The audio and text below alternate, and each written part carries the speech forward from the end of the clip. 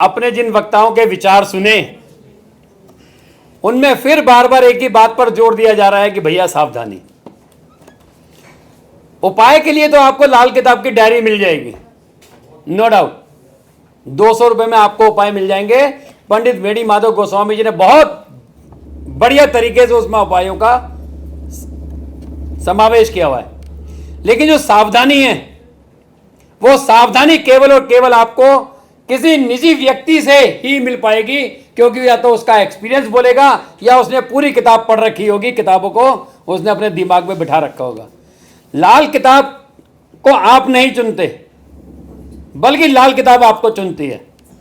बहुत लोग आए और बहुत लोग गए, लेकिन जो लाल किताब में डूब गया वो लाल किताब का हो गया। वेणी माधव गोस्वामी जी की आपने एक वीडियो देखी होगी जो उन्होंने हमारे कार्यक्रम के लिए बोली थी। उन्होंने कहा लाल किताब के साथ रहो, लाल किताब के साथ खाओ, लाल किताब के साथ पियो और लाल किताब के साथ जियो। वो पिछले अपने 20, 25, 30 साल से लाल किताब के साथ ही हैं। तो इसी प्रकार का जुनून, इसी प्रकार का प्रेम लाल किताब से अगर कोई करता है तो वो हमारे बीच में है सागर वर्मा जी। तो मैं सागर वर्मा जी को आमंत्रित करता हूं। इनकी भी एक खूबी है, ये भी बहुत सी बातों को मोतियों में भर के और चंद लाइनों में पेश करने में ज्यादा विश्वास करते हैं। सागर वर्मा जी। नमस्कार। ग्रुप के सभी विद्वानों को नमस्कार। वो कहाँ से ग्रुप आ गया?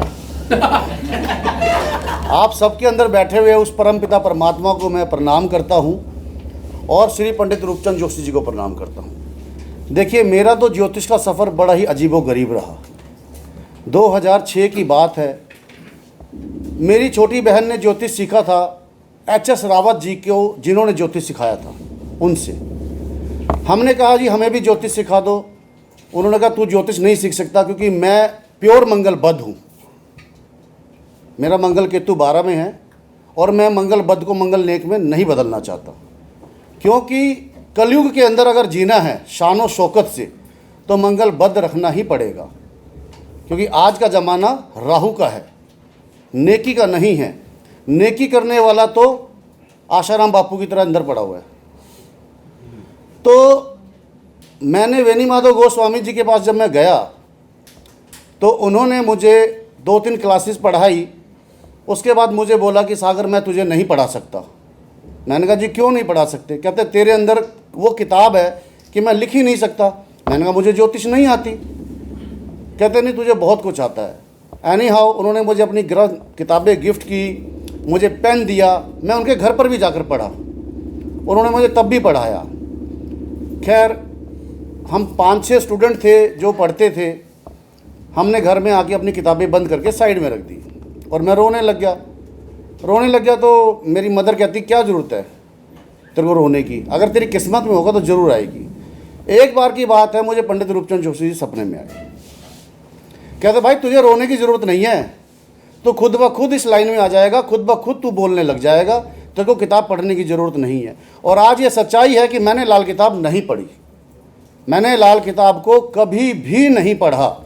जब मुझे कोई बोलना होता है या क्लास में पढ़ाना होता है उस समय पे मैं उस किताब को ज़रूर पढ़ता हूँ, उसके बाद उसको बंद करके साइड में रख देता हूँ। यहाँ पे बहुत से ऐसे स्टूडेंट्स हैं जो बता देंगे कि मैंने लाल किताब को नहीं पढ़ा, ना मैं पढ़ता हूँ, क्योंकि जब मैं बोलता हूँ तो जो किताब में लिखता है वो नहीं बोलता, अलग ही बोल जाता हूँ। खैर, समय का सदुपयोग करते हुए देखिए, आज लाल किताब के अंदर हर ग्रह अपना अपना एक वजूद रखता है, हर ग्रह अपनी एक उम्र में बोलता है, हर ग्रह का अपना एक रिश्ता है। इसी तरह से लाल किताब, वैदिक ज्योतिष के अंदर लोग शनि, राहु, केतु से डरते हैं, लेकिन लाल किताब में अगर कोई डरता है तो वो सिर्फ बुध से डरता है। बुध क्या है? खाना नंबर 12 में जब बुध होता है तो उसका उल्टा कटोरा बोला जाता है। कहते हैं कि ऐसे इंसान का दुख देखकर भी खुदा रोता है। खुदा क्यों रोता है? क्योंकि बुध 12 वाले के बाद अथाह दौलत होती है। अथाह, वो ऐसे घर में पैदा होता है जिसके घर में दौलत का ढेर होता है। लेकिन अब बुध 12 वाला, अब आपका कटोरा ऐसे है, ये कटोरा ऐसे बुध 6 है, ऐसे कटोरा बुध 12 है, तो बुध 12 वाले का धन कहाँ से रुकेगा? वो तो ऐसे लुटाएगा जैसे उसके पेड़ लग रहे हो धन दौलत के। उम्र को बढ़ाता चला जाएगा और धन घटता चला जाएगा। और एक दिन जब वो अपनी बोरी को देखेगा, बैंक बैलेंस को देखेगा, तो वो देखेगा कि मेरे बैंक बैलेंस में कुछ नहीं है, और वो रोने लगेगा। तब खुदा कहेगा कि मैंने तो तेरे को देने में कोई कसर नहीं छोड़ी और तूने लुटाने में कोई कसर नहीं छोड़ी, अब मैं तुझे नहीं दे सकता। सेम अपोजिट इसके बुध 6 है। बुध 6 वाला कटोरा लिए खड़ा रहेगा, क्योंकि उसको तो हर टाइम चाहिए, उसको हर टाइम पैसा चाहिए, हर टाइम उसको नौकरी चाहिए, हर टाइम उसको घूमना है। तो बुध क्या है? बुध हमारी खोपड़ी है, उसके अंदर घूमने वाला विचार राहु का है। बुध ब्रह्मांड है, हर चीज़ गोल है, वो बुध है। जुबान बुध है, लेकिन ये जुबान, क्योंकि एक ग्रह कभी भी अपनी ताकत से कभी किसी को नहीं चलाता, उसको दूसरे ग्रह की ताकत चाहिए ही चाहिए। जब तक उसको दूसरे ग्रह की ताकत नहीं मिलेगी तब तक वो ग्रह नहीं चलेगा। अब जुबान को बुध कहते हैं, लेकिन जुबान एक्चुअली में बुध और शनि की है, क्योंकि इसके अंदर चालाकी है। मंगल के दांत हैं, क्योंकि ताकत है उसमें। चमक चंद्रमा की है, और कैल्शियम उसका शुक्र का है। एक्चुअली में जो दांत है वो शुक्र के हैं, क्योंकि वो कैल्शियम है। इसी तरह से पंडित जी ने जब लाल किताब लिखी, तो पंडित जी ने लाल किताब को सीक्वेंसली नहीं लिखा। जो उनको याद आता चला गया वो लिखते चले गए, जो आगे याद आया वो भी लिखते चले गए। और जब हमने निचोड़ देखा तो पहले का सब्जेक्ट आखिर के सब्जेक्ट में मैच ही नहीं हुआ, जिसको उन्होंने लिख दिया कि अंत में ये भेद है, और इस भेद को खोलने वाला या इस भेद को बताने वाला अच्छा लाल किताबी होगा या अच्छा ज्योतिषी होगा। लाल किताब के अंदर नक्षत्रों को नहीं लिया गया, लेकिन लाल किताब में हर ग्रह के 2 पहलू बताए गए हैं, अच्छा और बुरा। इसी तरह से ज्योतिष के अंदर भी हर ग्रह का नक्षत्र होता है कि अगर एक ग्रह खराब घर में बैठा है, लेकिन अगर वो अपने अच्छे नक्षत्रों में आ जाए, सूर्य तुला राशि में है और 10 डिग्री पे है, और वो अपने ही नक्षत्रों में आ जाए, तो वैदिक में कहते हैं बहुत अच्छा हो जाता है। इसी तरह से सूर्य को लाल किताब में नक्षत्रों के अनुसार 2 जगह लिया। तो यहाँ पर हम तोते की 35 की बात करते हैं। लाल किताब जब लिखी गई तो पंडित जी उस समय पंजाब, हमारा पाकिस्तान और सिंध प्रांत एक ही था, उसके अंदर जब वो लिख रहे थे तो उन्होंने सिर्फ़ और सिर्फ लाल किताब लिखते समय अपने जो गीत होते हैं, लोकोक्तियाँ होते हैं, अपने जो संस्कार होते हैं, उनको ध्यान में रखा। और उन संस्कारों को, जिसको पंजाबी में गिद्दा भी कहते हैं, चूड़ा भी कहते हैं, मेहंदी भी कहते हैं, उनको वो जैसे जैसे उनको समझ आता चला गया वो उसके अंदर पिरोते चले गए। और जब बाद में उन्होंने किताब को पढ़ा, तो किताब को जब पढ़ा तो उनको खुद ही हैरानी हुई, क्योंकि पंडित जी जब ज्योतिषी करते थे, कुंडली देखते थे, तो अपने पास किताब रखते थे। जब कोई कुंडली आती तो किताब खोल देते थे, और वो ये कहते थे भाई मुझे कुछ नहीं पता, किताब में लिखा है पढ़ ले। और ये कहते हैं कि लाल किताब करने वाले को कभी भी बिना किताब के ज्योतिष नहीं करनी चाहिए। किताब अपने पास हमेशा रखनी चाहिए। कुंडली आए, अगर उसको कुछ समझ नहीं आ रहा तो किताब खोल ले। ये ना सोचे कि सामने वाला क्लाइंट मुझे क्या कहेगा, ये तो किताब में देख के बता रहा है। उसको गलत बताने से अच्छा है आप अपने आप को सुधार लो। तो तोते की 35 के अंदर जो है लाल किताब में समझाने के लिए ग्रंथकार में, मतलब पंडित जी ने एक लोकोक्ति लिखी। लोकोक्ति क्या लिखी कि उन्होंने उसके अंदर जो लिखा, लत पत दाता चतुर सुजान, कहो गंगा रामा श्री भगवान। ये जो एक दोहा है, मुहावरा है, हमारे जो सिंध प्रांत के लोग हैं, आज अगर आप उनकी लैंग्वेज को सुनेंगे तो उनकी लैंग्वेज में तोते की 35 बोली जाती है। तोते की 35 का शब्द, हर शब्द उनकी लैंग्वेज में यूज़ होता है। और आप चांदनी चौक में, जनपथ में जब चले जाएंगे तो वहाँ का जो दुकानदार है वो ऐसे कोडवर्ड यूज़ करता है जो तोते की 35 के अंदर से निकल कर आते हैं, जिसको मतलब वो अपने हिसाब से यूज़ करते हैं। तो इसके अंदर जो है तोते की 35 के अंदर जो पंडित जी ने ये कहा, पहले के ज़माने में लोगों के घर में तोते होते थे, और जो सिंधी हैं आज भी वो बिल्ली, तोता, कुत्ता, ये तीनों जानवर आज भी पालते हैं। तो तोते का काम क्या होता है? रटना, नकल करना, जो बुध का काम है। जिसका बुध तेज होगा वो चीज़ को सुनकर, दिमाग में ठान कर और उसको अपनी तरफ से मॉडिफाई करके सामने वाले के सामने पेश कर देगा। क्योंकि लाल किताब वही कर सकता है जिसका बुध अच्छा है। लाल किताब जिसका बुध अच्छा नहीं है वो नहीं कर पाएगा, क्योंकि पंडित जी का एक रूल था, जब देखते थे कुंडली में कि बुध अच्छा है उसको उठा के किताब दे देते, ये लो भैया किताब ले जाओ पढ़ लेना। इसी तरह से तोते की 35 के अंदर जो लट शब्द है वो शनि खाना नंबर 10 है। अब शनि खाना नंबर 10 के अंदर जब बुध होता है तो इसको लत बोला गया है। लत का मतलब होता है कि ऐसे इंसान को किसी चीज़ का जुनून होता है, अगर वो उस चीज़ के पीछे पड़ जाए तो उसकी तह तक जाता है, खुफिया एजेंसी। लेकिन वहाँ पर बोला गया है जो जुबान है, शनि 10 में अगर बुध वहाँ पर आ जाए तो उसको लत शब्द बोला है। तो लट पट उम्र लुटना मक्कारी, यानी बुध 10 में हो तो यहाँ पर मक्कार बोला गया है, वो मक्कार होगा। कभी भी उस पर विश्वास ना किया जाए। मैं किसी के ऊपर कटाक्ष नहीं करना चाहता, लेकिन यहाँ पर बहुतों का कुंडली में बुध 10 भी होगा, बुध 8 भी होगा, लेकिन मैं वो बात कर रहा हूँ जो किताब में लिखी है। यानी कि हम उसकी चालबाजी को नहीं पहचान सकते। पता नहीं वो घर का भेदी लंका ढाए, कब वो हमारी लुटिया डुबो जाए। तोते का काम ही ये होता है। आप तोते को कितना ही समझा लो कि ये नहीं बोलना, ये नहीं बोलना, जैसे ही मेहमान आएगा वो बोल देगा। तो बुध है ना, फिसल गई जुबान। लटपट उम्र लंबी होगी, एक बार वो बदनाम जरूर होगा, बर्बाद होगा, फिर आबाद होगा। पैतृक संपत्ति खत्म कर देगा। लुटेगा जरूर, वो इतना लुट जाएगा कि उसको दूसरों से कर्जा लेकर उतारना पड़ेगा। अब यहाँ पे शनि है, सरकार है, तो ऐसा इंसान अगर कोर्ट कचहरी के चक्कर काटता रहेगा या कोर्ट कचहरी के काम करता रहेगा तो बुध 10 का खराब रिजल्ट नहीं देगा। इसी तरह से यहाँ पे आती है पत कहते हैं बृहस्पति, जिसको हम इज्जत मान सम्मान का बोलते हैं। बृहस्पति का संबंध धन से नहीं है, क्योंकि धन तो शुक्र है और बृहस्पति का तो उसके साथ 36 का आंकड़ा है। इसलिए मंदिर के अंदर बैठा हुआ पंडित आपको हमेशा ही भूखा मिलेगा, जितना मर्जी दे दो उसका पेट ही नहीं भरेगा उसका, क्योंकि खाना नंबर 2 आ गया ना। लेकिन उसकी इज्जत बहुत होगी। हर संसार में आने वाला, उसके मंदिर में आने वाला व्यक्ति उसके सामने झुकेगा बहुत, क्योंकि वहाँ पे बृहस्पति की इज्जत है।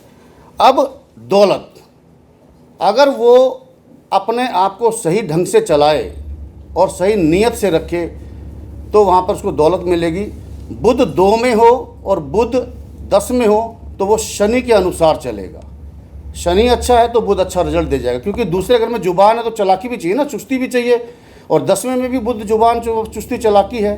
इसीलिए यहाँ पर ये जो बुध है ये अपना अच्छा रिजल्ट दे देता है।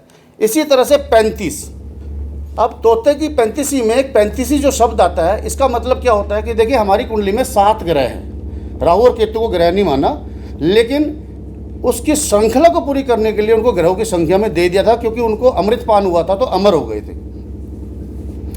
तो 7 को 5 से गुना कर लो तो 7 5 35 आ गया। अब ऐसे में जिसका बुध अच्छा होगा, हर 35 साल की उम्र के बाद या हर 5 साल के बाद उसको अच्छा और बुरा परिणाम मिलना शुरू हो जाएगा। ये हमारा खाना नंबर 11 पैसानी, सबकी किस्मत, ये चौराया है, ये हमारा माथा है, चौड़ाई है, घर की चौड़ाई है। अभी किसी सज्जन ने बोला था कि खाना नंबर 11 में जब बृहस्पति हो तो हमें एक कफन का दान देना चाहिए। आज की दुनिया में कफन का दान कोई नहीं लेता, आप जाके देखो, दो कोई नहीं लेगा। तो कफन क्या है? ये चौराहा है। यानी कि जब भी खाना नंबर 11 में जब बृहस्पति हो और खाना नंबर 11 में जब बुध हो तो ऐसा इंसान घूमता हुआ लट्टू होगा, घूमता रहेगा और अपना खुद ही अपनी मार्केटिंग एग्जीक्यूटिव होगा। वो खुद अपनी मार्केटिंग करेगा, उसको किसी की ज़रूरत नहीं है। ऐसे में क्या चाहिए, जब भी चौराहे पे कोई एक्सीडेंट हो तो उसको रुकना चाहिए, रुक के उसको उसके लिए कोई दवा दारू एम्बुलेंस का इंतज़ाम कराना चाहिए, क्योंकि वो तो पता नहीं मरे या जिए क्या है, लेकिन वो उसके लिए एक तरह से उसकी लास्ट विश हो गई ना, उसने तो उसके लिए इंतजाम कर दिया और वो आगे चला गया। उसको क्या पता वो बंदा हॉस्पिटल में जाके मरा, जिंदा हुआ क्या नहीं हुआ। खाना नंबर 7 के अंदर इसको चतुर बोला है, चतुराई बोला है। खाना नंबर 7 में अगर मर्द के होगा तो वो दूसरों के लिए पारस होगा, और खाना नंबर 7 में ये औरत के लिए होगा तो वो खुद अपने घर के लिए पारस होगी। आप 7 में खाना नंबर 7 में औरत के बुध हो, उससे 1 रुपया लेके दिखा दो, देगी ही नहीं, है ही नहीं, कितने ले आवा उतो दिएगा, बच्चे तंग कर देने, है ही नहीं, पर्स भरा होगा, बैंक में बैलेंस खूब होगा, है ही नहीं पैसा। और खाना नंबर 7 में मर्द के हो और या तो चिंता न कर, घर आइयो ले जाइए पैसे, दूसरों के लिए पारस है वो। क्योंकि पंडित जी ने जब लाल किताब लिखी थी तो उस समय पे उन्होंने मर्द के टेवे को ही तवज्जो दी थी, औरत के टेवे को तवज्जो नहीं दी थी। और आज से 100 साल पहले चले जाओ तो औरतों के टेवे को तो कोई मानता ही नहीं था, औरतों के टेवे को नहीं मानता था। और ना ही लड़कियों की कुंडली बनती थी, क्योंकि उसको तो पराया धन माना जाता था। इसलिए लाल किताब में मैक्सिमम टू मैक्सिमम मर्द के टेवे को ही तवज्जो दी जाती है। अब छठे में कहा है कहो। छठे में जब भी बुध होगा ऐसा इंसान कानों का कच्चा होगा, क्योंकि ये केतु का घर है। छठे में बुध होगा और वो कानों का कच्चा होगा, कहना सुनना, बस उसको आप कुछ भी कहते रहो वो सुनाता रहेगा, जो सुनेगा वो कह देगा, उसके अलावा उसको कुछ नहीं आता, बोलेगा बहुत वो, लेकिन जिद्दी भी बहुत होगा। वो जिद्दी भी बहुत होगा, क्योंकि अंडा है ना, अंडा गोल है, उसका रंग सफ़ेद चंद्रमा का है, गोलाई जो है वो उसकी बुध की है, लेकिन जो उसकी टिप है, अगर आप खड़े अंडे को कर दोगे तो खड़ा अंडा नहीं टूटेगा, वो केतु है। उसके अंदर जो जर्दी है वो बृहस्पति की है, जो उसके अंदर जर्दा है पीले रंग का वो बृहस्पति का है। तो बृहस्पति अंदर कैद है बुध के, और केतु कहता है कि अगर मैं सीधा खड़ा हूं तो बृहस्पति तेरा कुछ नहीं बिगड़ेगा, अगर मैं लेट गया तो फिर मैं तेरे को नहीं बचा पाऊंगा। तो कहीं कहीं पर केतु और बृहस्पति, जैसे बलि के बकरे में आता है, वो जुदा जुदा हो जाते हैं। ना तो बृहस्पति केतु की बलि ले पाता है, ना ही केतु बृहस्पति के लिए कुछ कर पाता है। यानी कि बाप के समय पे बेटा नहीं होगा, बेटे के समय पे बाप नहीं होगा। यहाँ पर ऐसे इंसान को जो काम है इन्वेस्टमेंट का नहीं करना चाहिए, जबकि बुध 6 में बोला गया बहुत बड़ा व्यापारी, लेकिन ऐसा व्यापारी जिसको दीमक लग जावे, अंत में जाके वो भिखारी ही बनेगा और दरवाजे के खड़ा हो जाएगा, या तो सरकार के घर में लोन। और अगर बुध 6 में है और कर्जा चलता रहे तो बुध 6 का खराब नहीं है, चलने दो। गंगा, गंगा का मतलब होता है ज्ञान। इसका कंसर्न हमारा कुंडली के खाना नंबर 5 से होता है। यहाँ पर बोलते हैं 5 गंगा गरिया समुद्र आ जाए औलाद। बुध खाना नंबर 5 में हो, किसी भी मर्द के टेवे में हो और उसके लड़का हो जाए तो ये समझ लेना कि उसका दरिद्र धुल गया। वो लड़का वहाँ पे दूध देने वाला बकरा हो गया। दूध देने वाला बकरे का मतलब ये होता है, दूध का मतलब चंद्रमा, लिक्विडिटी कैश, यानी वो लड़का कमाएगा और घर को चलाएगा। पब्लिशिंग हाउस, किताब कॉपी, ज्योतिष, इल्म तारीफ, ये खाना नंबर 5 के अंदर गंगा बोला है। यानी ऐसे इंसान का जब भी जन्म होगा गंगा के पास होगा, गंगा किनारे होगा, या उसके घर में गंगा जल बहुत होगा। गंगा को बृहस्पति का रूप माना गया है, तो ऐसे इंसान के घर में कोई ना कोई बृहस्पति का काम करने वाला होगा। टीचर हुआ, स्कूल हुआ, या बाप कोई किताब कॉपी का ज्योतिष का काम करने वाला जरूर होगा। वहाँ पे उन्होंने गंगा बोला है। और गंगा शब्द जो है वो बहुत पवित्र शब्द है, और गंगा राम ही तोते को नाम दिया जाता है। अब रा, जो रा बोला गया वो राहु से संबंध रखता है। राहु खाना नंबर 12 में, जब भी राहु खाना नंबर 12 में होगा या बुध 12 में होगा तो अभिमान से भरा हुआ इंसान होगा। कोई बात कर लो, जरा सा छेड़ते शादी, सानू वो भी जानता है, सानू वो भी जानता है, मुझे वो भी जानता है, जानता नहीं कख भी उसको, पड़ोसी भी नहीं जानता उसको, लेकिन वो कहता है मुझे पूरी दुनिया जानती है। आप पूछ लो उसके पड़ोसी, भाई जानते बोला मुझे तो पता नहीं कौन है पागल ये। शेख चिल्ली, बुध 12 राहु 12 शेख चिल्ली, छोड़ेगा लंबी लंबी इतनी, और जब कहते जरा चलना जरा, और यार मैं जरा जहाँ जा रहा हूँ मैं वहाँ बहाने मारेगा और अंदर ही दुपक जाएगा। माँ, माँ का मतलब होता है चंद्रमा। बुध खाना नंबर 4 में, जब पंडित जी ने किताब लिखी तो हर ग्रह को ताकत दी, तो खाना नंबर 4 में बुध को सबसे ज़्यादा राजयोग और ताकतवर माना है। लेकिन खाना नंबर 4 में बुध फांसी का फंदा है। ऐसा इंसान सुसाइड करता है, डिप्रेशन में आ जाता है, छोड़ के भाग जाएगा। अगर उसकी कुंडली में शनि खराब है तो, अगर शनि ठीक है तो फिर बुध 4 वाला कहीं नहीं जाएगा। बुध की एक कंडीशन है, जीवन में कहीं पर भी बैठा हो एक बार तो बदनामी देगा ही देगा। जब तक वो बदनामी नहीं देगा बुध अपना अच्छा रिजल्ट नहीं देगा। बुध कहता ले ले मजे, बुध का क्या काम, ले लिए मजे, मुझसे पंगा ले रहा था ना, अब ले ले तू, टिंडे ले ले। तो बुध बदनामी देगा ही देगा। अब बुध नंबर 4 में हो तो माँ, मामा, बाप का स्टंट डलता है। स्टंट क्यों डलता है? चंद्रमा को हार्ट माना है, लेफ्ट साइड का पोर्शन है। खाना नंबर 7 से 12 लेफ्ट साइड है, खाना नंबर 1 से 6 राइट साइड है। तो वहाँ पे नसें ब्लॉकेज हो जाती हैं, क्योंकि 4 में जब बुध आएगा तो यहाँ पे वो कहेगा मैं बृहस्पति को जगह नहीं दे सकता, क्योंकि वो उच्च का है। तो बुध कहेगा या तो बृहस्पति रहेगा या मैं रहूँगा। अब बुध बृहस्पति मिल गए तो वहाँ पे राहु हो गया। राहु क्या है? कोलेस्ट्रॉल, ब्लॉकेज, नसों की ब्लॉकेज, काट देगा नसों को वहाँ पे आके, और मामा को बर्बाद जरूर करेगा, वो मामा को खराब जरूर करेगा। अब यहाँ पर बोला श्री, खाना नंबर 1 में जिसका बुध होगा वो भगवान विष्णु की पूजा करेगा, भगवान विष्णु का लॉकेट उसके गले में होगा, भगवान विष्णु का मंदिर होगा और वो श्री की उपाधि लिए होगा।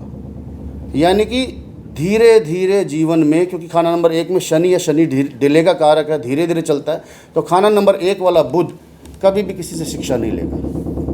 वो 2-4 दिन ही पढ़ेगा अपने टीचर के वजह, कहता है यार इसको कुछ नहीं आता, हम अपने आप ही कर लेंगे जो भी करना है। किताबों का ढेर होगा, पढ़ता चला जाएगा और रिसर्च करता ही चला जाएगा, और एक दिन उसके आगे नाम के आगे श्री 1008 लग जाएगा।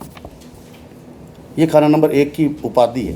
क्यों? क्योंकि खाना नंबर 1 मंगल की ज़मीन, सूर्य उच्च का, सूर्य भगवान विष्णु पालन करता है, और बुध 1 में जिसका हो वो दुनिया को पालता है।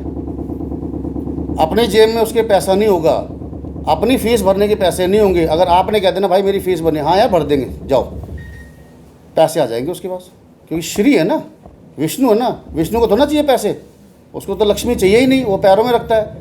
तो वो कहता है तेरे लिए पैसे दे दूंगा, और अपने लिए कहता है अपने को परमात्मा फिर देगा, फिर उसकी जेब भर जाएगी। यहाँ पर भाग, शुक्र खाना नंबर 7 में बुध, स्त्री को भागवान बोला जाता है ना, ये भागवान शब्द से ही भाग बना है। तो खाना नंबर 7 में जब बुध होता है तो ऐसे इंसान को अपनी पत्नी की इज्जत करनी चाहिए। हमने देखा है कि खाना नंबर 7 में जब बुध होता था ऐसा इंसान अपनी पत्नी की इज्जत नहीं करता। लेकिन जब तक उसकी शादी नहीं होगी, जीवन में कोई गर्लफ्रेंड नहीं आएगी, उसकी daily income of source settle नहीं हो सकती, क्योंकि बुध तो घूमता वो ऊपर का चक्की का पार्ट है, और खाना नंबर 7 तो ज़मीन है ना। अब उसके बीच में ही तो पिसेगा सब कुछ, जो भी पिसेगा। तो इसलिए ऐसे में उसको जर जोरू ज़मीन के झगड़े से दूर रहना चाहिए, पत्नी की इज्जत करनी चाहिए, क्योंकि उसकी पत्नी की अपनी सास से नहीं बनती। क्योंकि शुक्र कहेगा मैं बली, चंद्रमा कहेगा मैं बली। यहाँ पर वान, वान का मतलब होता है मंगल बद। खाना नंबर 8 जो चारपाई होती है वो केतु की और शनि की होती है। जो उसकी पंघात होती है, जिसको बान कहते हैं, जिसके तरफ पैर होते हैं, वो जेवड़ी होती है। आपने कभी जेवड़ियों को देखा है? कहाँ पे इस्तेमाल होती है? जब अर्थी को बांधा जाता है, जब अर्थी बंधती है तो जेवड़ी इस्तेमाल होती है, उसको बान कहते हैं। उसको खाना नंबर 8 में बान, पितर, सबका आखिरी मौत। यानी खाना नंबर 8 में जब बुध हो तो ऐसा इंसान होगा कि जिसके साथ लग जाए ना उसका ही बेड़ा ही गर्क है। अगर खाना नंबर 2 खाली है तो ठीक है, वरना जिसके साथ लग गया ना समझ लो वो दीमक है, वो तो मरेगा ही मरेगा, उसको ही मरवा देगा। तो खाना नंबर 8 के अंदर बुध को बहुत ही खराब बोला गया। जली हुई रेत, ऐसी रेत, ऐसी राख जो चंद्रमा से ही ठंडी होती है।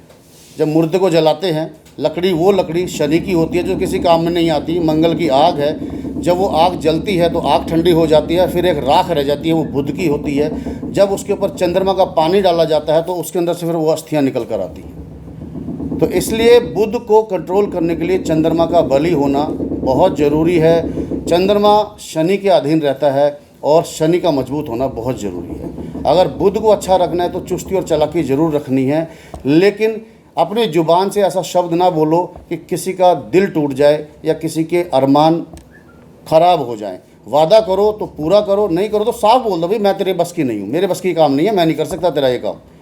बुध किताब है, बृहस्पति भी किताब है, लेकिन उसके अंदर जो शब्द है उसको जो पिरोने का काम वो केतु का काम करते हैं। तो बुध की 35 के अंदर जो सब्जेक्ट है ये बहुत बड़ा सब्जेक्ट है। इसको छोटे से इन शब्दों में हम बयान नहीं कर सकते, क्योंकि खाना नंबर 12, 1 से 12 तक बुध हर घर में कहीं लोटा है, कहीं चांदी की गोली है, कहीं पाइप है, कहीं थाली है, कहीं गिलास है। तो 5 बर्तन हैं हमारे भारतीय विधा में, 5 बर्तन हैं, थाली, लोटा, गिलास, चम्मच, कटोरी, 5 बुध के हैं। सब गोल है। छठा बर्तन है कहीं? ब्याह शादी में 5 ही बर्तन देते हैं ना। 5 ही संस्कार हैं, 5 ही तत्व हैं, सब बुध के दायरे में कैद है। लेकिन खाना नंबर 9 में जब बुध आया तो उसने सबको कैद करने के लिए लगा, लेकिन वहाँ पे वो कैद नहीं कर पाया, क्योंकि वो बृहस्पति की जड़ है, नाभि है। अब यहाँ पे खाना नंबर 2 नाभि है और खाना नंबर 2 ये 9 आपका नाभि है। कहते हैं खाना नंबर 9 और खाना नंबर 2 मिला जुला है तो ये 2 ये चोटी है। और यहाँ से 1 गिट की ये जो हथेली है ये बुध की है, यहाँ से नापोगे पूरा 1 गिट यहाँ पे आके टच हो जाएगा। ये है बुध। ये खाना नंबर आपका 9 और खाना नंबर 2 मिला जुला है। इसीलिए यहाँ पे हर घर के अंदर बुध को कहीं ऐब, कहीं चतुर, कहीं चालाकी, कहीं लुटना, कहीं पिटना, ये जो है तवज्जो दी गई है। तो मैं तो यही कहूँगा कि बुद्ध के लिए इंसान को अपने दांत अच्छे रखे, जुबान अच्छी रखे, मीठा बोले और बहन बेटियों की इज्जत करे। ये जो आज सभा है ये बुद्ध की है, अरेंजमेंट बुद्ध का है, इवेंट मैनेजमेंट बुद्ध का है। बुद्ध जिसका 10वीं होगा इवेंट मैनेजमेंट बहुत अच्छा करेंगे। ये बैठे हमारे बुद्ध 10वीं बहुत ही अच्छे होंगे। LIC पॉलिसी तोड़ देगा, सोने की चैन तोड़ देगा, ख़त्म हो जाएगा सब कुछ और उसको होना ही पड़ेगा। जब तक वो ख़त्म नहीं होगा, बुद्ध जो पारा है वो हीरा या बृहस्पति बनकर नहीं निकलेगा। मेरे गुरु प्रभु आ गए। तो ये है बुद्ध और इसी के अंदर सारी लाल किताब छिपी हुई है। जो इसको पहचान जाएगा लाल किताब के शब्दों को, हो जाएगा। इसी के साथ मैं अपनी वाणी को विराम देता हूँ और मेरे गुरु भाई श्री रूबुकांत गोस्वामी जी पधार गए हैं, सभी उसका स्वागत करते हैं।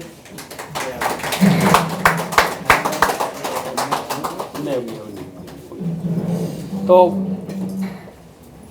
आज की गोष्ठी में बुद्ध की 35 सागर वर्मा जी ने इस प्रकार बयान दी, मेरे को तो सारी चीजें रट गई।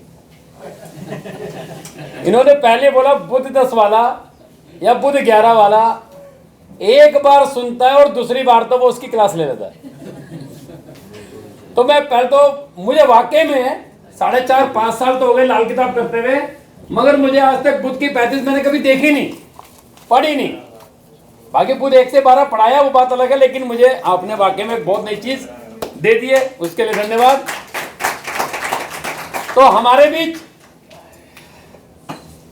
पंडित वेणी माधव गोस्वामी जी के पुत्र रिबुकांत गोस्वामी जी आ चुके हैं। तो इनके भी बातों का हम लोग फायदा उठाएंगे। तो मैं इस समय निमंत्रित करूंगा शंभुनाथ को कि वो आए और सागर वर्मा जी का स्वागत करें।